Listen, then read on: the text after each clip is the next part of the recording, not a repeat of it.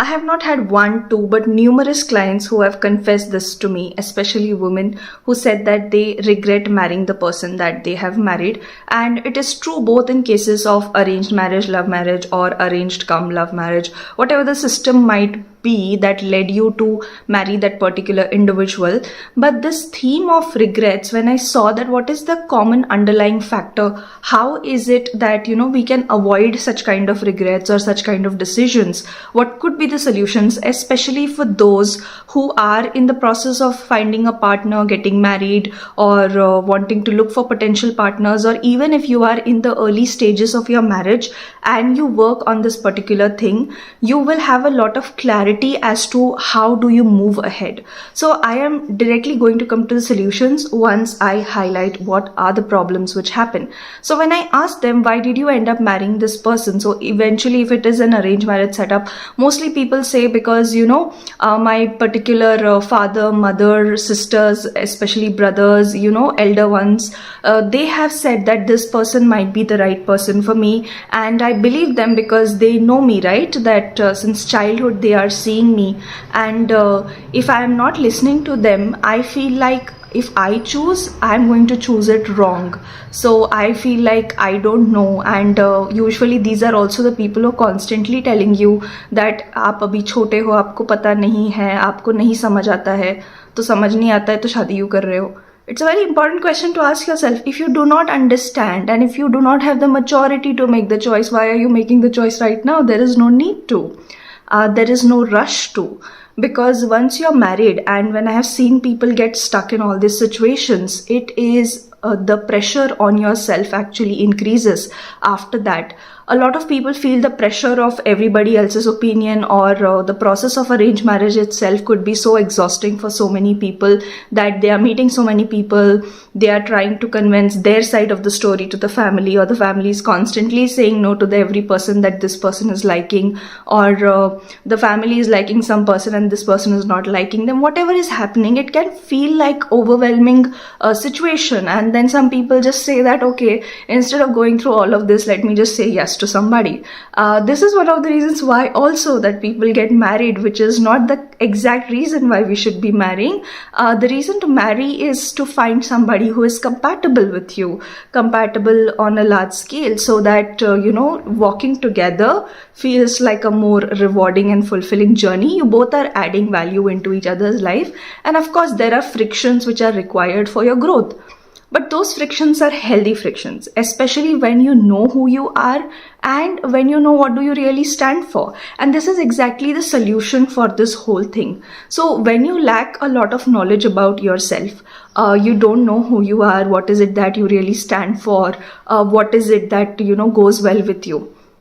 Let's say you're someone who is introverted, who feels like people should come and start the conversations with me and they should ask me all the curious questions. Usually they do well with extroverts and they like extroverts. A lot of people don't know, and they may say that we hate extroverts, but a lot of introverted people actually like extroverts.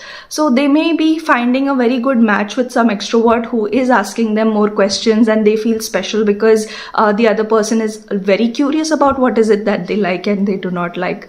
And this person can say, okay, this person, I can have good conversations with this person, and let me go ahead for that reason. And then somebody from the family can say, oh my god, but you are so quiet. You'll be frustrated by such a batuni person or who makes so many conversations, so he might not be the right one for you. So this can be an opinion. There could be some introverts who would prefer a more silent person like them because they just want peace in their life. It's completely a personal choice, and they may say to the family that I prefer the quiet one. But then the family can say, oh, you are also introvert, the other person also introvert, who will talk? But if those two people are happy with the silence, what is the problem that you have, right? So when this happens, right, when you know what you like, even if you're an introvert, you like another introvert with you, or you like another extrovert with you, if you strongly know you like it, you will actually hold on to that opinion even if other people are saying otherwise to you, because you are not going to, they are not going to live with the person, you are going to live with the person. But what happens when we do not have a strong identity, individuality, sense of likes and dislikes? We very easily submit to what everybody else is feeling about the situation. And we forget that I am going to be the one who's actually going to face the consequences. In these cases, because the personality is not yet developed or strong, these people also have a very big fear of consequences. They have the fear of making the wrong decision, being punished for their decisions. There are so many fears that the side which needs to be developed, okay, to say that this is what I stand for, this is what I like, this is what I don't like. For a lot of people, this does not happen for them till they are married, and even after they are married, both in the case of men and women, and they are living a very confused life. And mostly people around them also don't know that they are suffering so much, because they are showing to everybody that I'm just okay with how things are. I'm just okay with the choice that you have made for me. But internally they are suffering. Internally they hate the person that they are married to. And the resentment just goes on building because this person does not know how to take a stand for them. So before you get married, you need to undergo two internal processes. First is individuation, who you are as an individual and what kind of a person actually feels like a compatible partner to you is an answer that you can get when you know who you are. Okay, so in that comes that what are your needs, what is it that drains you, what is it that recharges you. Everything that we have been talking about self-knowledge on this particular channel comes under that. So basic of it is something that one can know about themselves.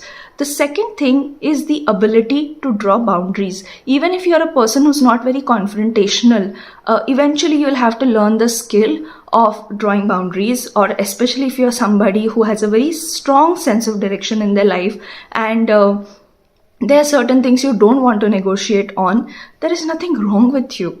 And so many of us think that if we have such a strong sense of direction, there's something wrong with them, because then we are not caring, we don't consider and think what family thinks about us, we don't consider and care about our relationships. But that's not true. This is a very easy misunderstanding that people have about people who are strong, that they don't care about others. That's not true. But when it comes to reliability, everybody wants to rely on the strong one actually.